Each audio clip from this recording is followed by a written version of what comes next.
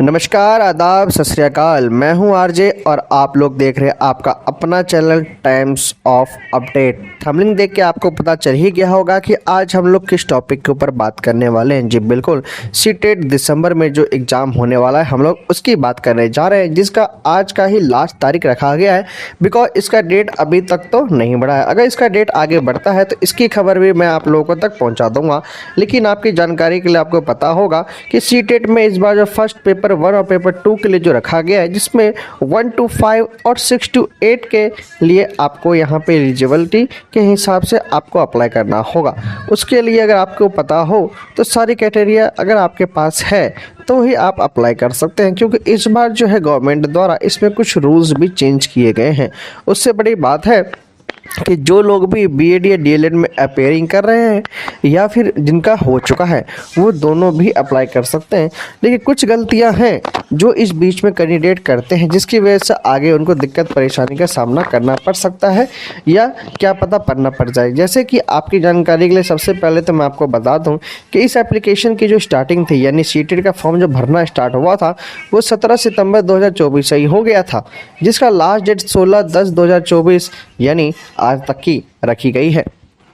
अगर वही हम लोग फीस की बात करें तो जनरल ओबीसी और ईडब्ल्यूएस वालों के लिए 1000 रुपये फीस रखा गया है नॉर्मल यानी सिंगल पेपर का। लेकिन अगर दोनों पेपर साथ में भरते हैं तो सिर्फ 1200 रुपये चार्ज किया जाएगा। वही अगर हम लोग SC ST की बात करें या फिर कोई विकलांग है उसकी बात करें तो उसका फीस सिंगल पेपर का 500 है और डबल पेपर का 600 रुपये रखा गया है।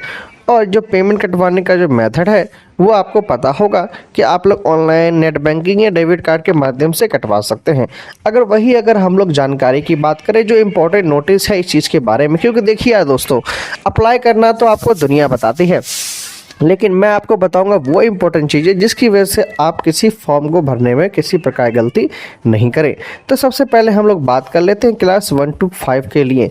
तो आपको जानकारी के लिए आपको बता दूं, इसमें भी 2 से 3 तरीके के नहीं बल्कि 4 तरीके की चीज़ों को रखा गया है। जो सबसे पहला तरीका है, यानी आप जो एलिजिबल है उसके लिए है कि देखिए कोई भी आप अगर भर रहे हैं तो उसमें कम से कम 50 मार्क्स तो आपके होने चाहिए।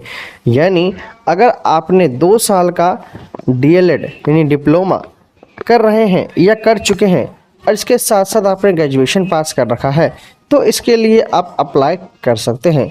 उसके साथ साथ अगर आपने 12th पास कर रखा है और 12th पास के साथ साथ अगर आप डीएलएड कर रहे हैं या डीएलएड हो चुका है तो भी आप इस चीज़ के लिए अप्लाई कर सकते हैं।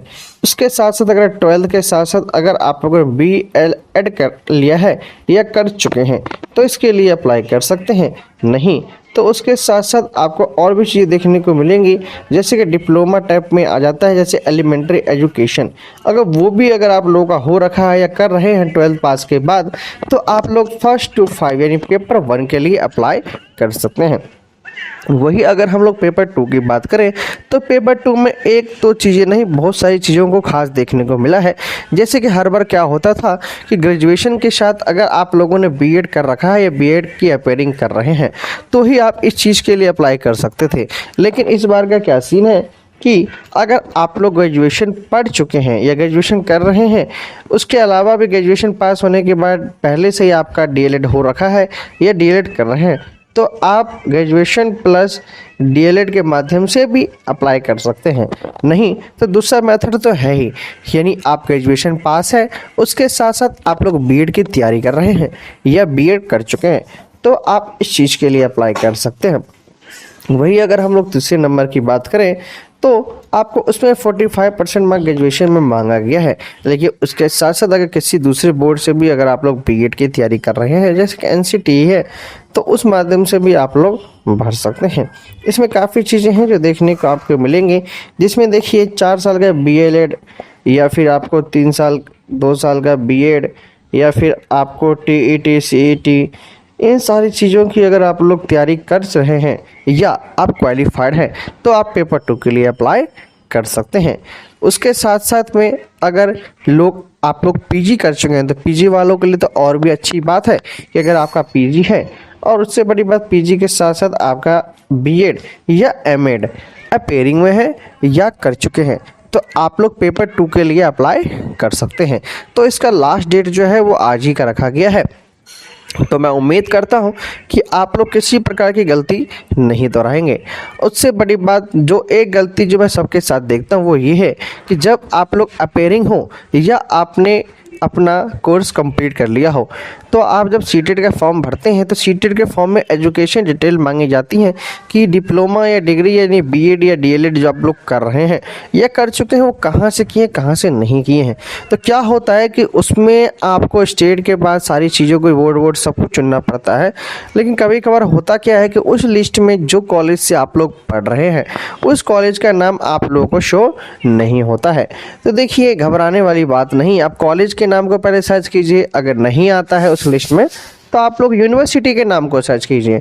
यूनिवर्सिटी का नाम भी अगर नहीं आता है तो अदर्स का ऑप्शन डाला हुआ है।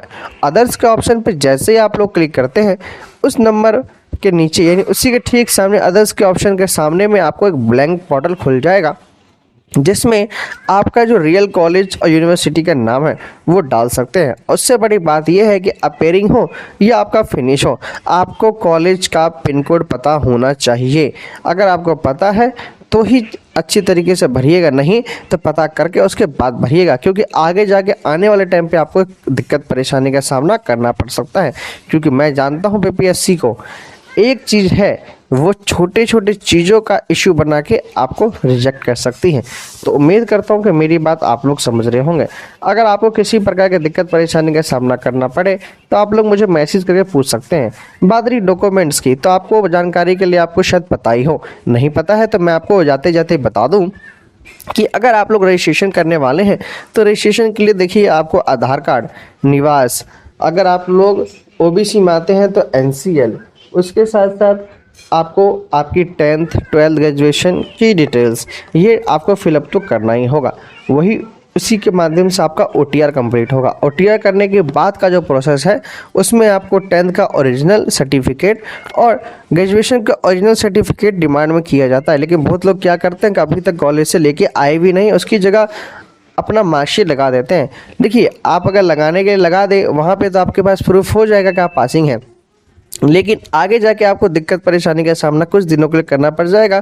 कहीं आप लोगों को अगर आपका मार्क्स निकल गया, बीपीएससी अगर आपने क्लियर कर लिया, तो अगर आपसे डिमांड की जाएगी सर्टिफिकेट की तो फिर आपको कॉलेज से भाग दौड़ करके किसी न किसी तरह से ला के देना ही होगा। तो मेरा मानना है कि जिन्होंने अप्लाई कर लिया है वो भी, जिन्होंने नहीं किया है वो भी, 10th हो या ग्रेजुएशन हो या 12th हो, अपना ओरिजिनल यानी मूल प्रमाण पत्र अपने कॉलेज से, अपने स्कूल से रिसीव करवा लीजिए, जिससे आगे आपको किसी प्रकार की दिक्कत परेशानी का सामना नहीं करना पड़े। उम्मीद करता हूँ कि वीडियो आप लोगों को पसंद आई होगी। वीडियो अच्छी लगी हो तो वीडियो को लाइक और कमेंट करके जरूर जाइएगा।